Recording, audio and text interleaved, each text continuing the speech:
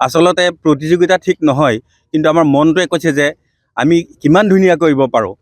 সেইটো আচলতে এটা কথা প্ৰতিযোগিতাৰ কথাই বুজায়, কিন্তু আমাৰ আচলতে সেই কথাটো প্ৰতিযোগিতা মানে কি, মানে আমি তেনেকুৱা প্ৰতিযোগিতা কিমান ভাল কৰিব পাৰোঁ, কিমান ভাল কৰিব পাৰোঁ, তেনেকৈ বুলি আমি দিনে ৰাতি আজি প্ৰায় 2 মাহ কাল ধৰি খেৰ কটাৰ পৰা আৰম্ভ কৰি আমি 2 মাহ কাল ধৰি কাম কৰি আছোঁ। গতিকে আজি আমাৰ কিছু আমাৰ তেজপুৰ আঞ্চলিকৰ মুঠ 25টা প্ৰাথমিক আছে। 25টা প্ৰাথমিকৰ আমি ইতিমধ্যে 23টা আমাৰ শিবিৰ সম্পূৰ্ণ হৈছে আৰু 2টা শিবিৰ আমাৰ অলপ কাম বাকী আছে। গতিকে এই গোটেই আমাৰ তেজপুৰ আঞ্চলিকৰ গোটেইখিনি শিবিৰেই আমাৰ সম্পূৰ্ণ হৈ দিছে আৰু প্ৰত্যেকেই মোৰটো বেছি ভাল কৰিম এই মনেৰে কৰিছে। গতিকে প্ৰতিযোগিতাৰ ভাৱ এটা একেবাৰে নোহোৱাকৈ থকা নাই, আচলতে আছে। কৃষ্ণ ব্যতিক্ৰম মানে কি, আমি ভাবিয়ে থাকোঁ যে কিমান ব্যতিক্ৰম কৰিব পাৰোঁ, সেইটো আমাৰ মনৰ ভিতৰত সদায় থাকেই। গতিকে আমি চাইছোঁ যে প্ৰত্যেকেই বনাইছে যে আমি ধুনীয়াকৈ যদি এখন শৰাই আগত দিব পাৰোঁ।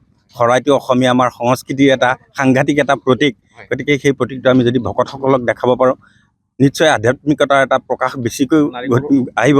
আৰু লগতে আমি যিটো বাটচৰা বনাইছোঁ খেৰৰ সৈতে, আমাৰ আগতে দেউতাহঁতৰ দিনৰ বা ককাহঁতৰ দিনৰ আমাৰ ঘৰবিলাকৰ সন্মুখত প্ৰত্যেকৰে বাটচৰা আছিলে। আজি কিন্তু বাটচৰা দেখিবলৈ নাই, কিন্তু আমি সেই সংস্কৃতিটো প্ৰত্যেকটো শিবিৰৰ মুখতে আমি বাটচৰা এটাৰ ব্যৱস্থা কৰিছোঁ, যাতে সেইটোৱে আমাৰ সেই পুৰণা যিটো পৰম্পৰা বা আমাৰ যিটো সংস্কৃতি, সেইটো যাতে আমাৰ আগলৈ আমি আমাৰ পিছৰ ল'ৰা ছোৱালীসকলে বা পিছৰ জেনেৰেশ্যনে দেখিবলৈ পায়। নাৰিকল গছ ৰুইছোঁ আৰু তামোল গছ ৰুইছোঁ।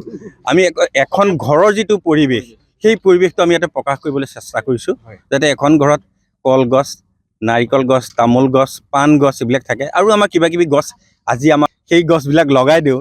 গতিকে সেই সময়লৈ হয়তো সজীৱতা হৈ নাথাকিব, গতিকে আমি সেই লতাজাতীয় গছ শুকাই যাব পাৰে, আমি সেইখিনিৰ কাৰণে আমি চিন্তা কৰি আছোঁ। সেইখিনি আমি ইয়াতে ৰোপণ কৰিম।